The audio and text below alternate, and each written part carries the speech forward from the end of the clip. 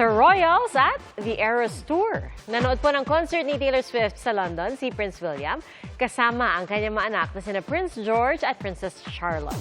May groovy pa sila kasama si Taylor. At may shinare si Taylor na groovy kasama naman ang royal family at ang kanyang boyfriend na si Travis Kelce. Sweetness overload ang itatampok namin sa Saksi Foodie ngayong gabi. Yan ang Silvanas na kamakailan ay kinilala bilang isa sa pinakamasarap na cookie sa buong mundo. Saksi, si Alan Domingo ng GMA Regional TV.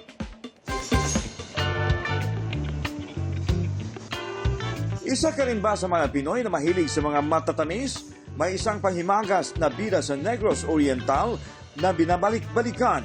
Presenting ang Silvanas ng Dumaguete City.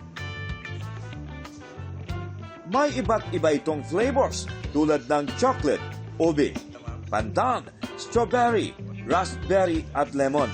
At syempre, hindi mawawala ang classic flavor na butter. Ika nga ng iba, snack version ito ng dessert na Sans Rival. Lahir ini siya, muna number one. Yun, na muna nakauna sa tanan diri. Gawa ang Silvana sa cashew meringue cookies. Pinalamanan ito ng buttercream at binubudburan ng cashew crumbs. Para magawa ang cashew meringue cookies, kailangan nyo lang ng egg whites, cream of tartar, asukal at kasoy. Unang ihalo ang egg whites hanggang maging foamy ito. Tapos lagyan ng cream of tartar at asukal at haluin hanggang maging creamy.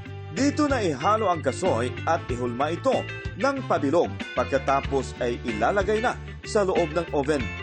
Gawa naman ang buttercream sa egg yolks, asukal, asin, butter at vanilla extract. At ang sarap nito, pang world stage. Pang 25 ito sa top 50 best cookies in the world ng online food guide na Taste at Last. Kaya naman, abot langit ang saya at pasasalamat ng isa sa mga kilalang gumagawa ng Silvanas. We are very delighted, pleasantly surprised, shocked, everything, but definitely grateful. Grateful, we never expected it.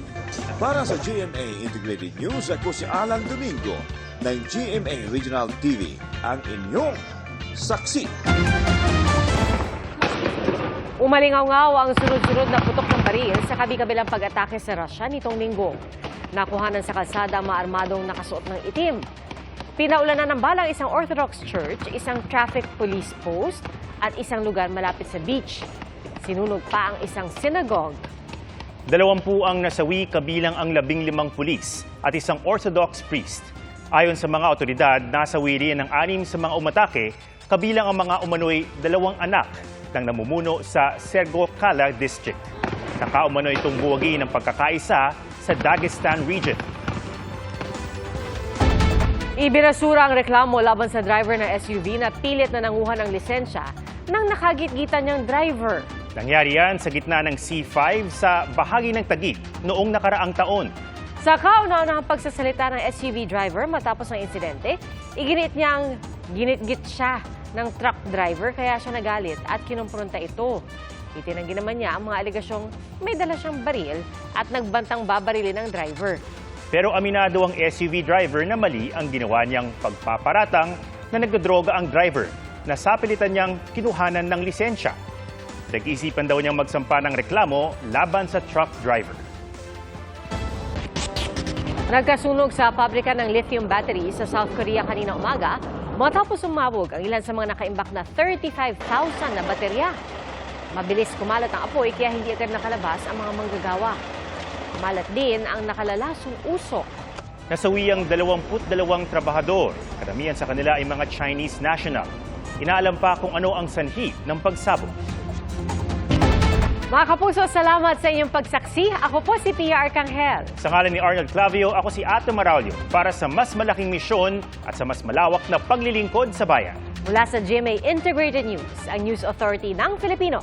Hanggang bukas, sama-sama tayong magiging saksi!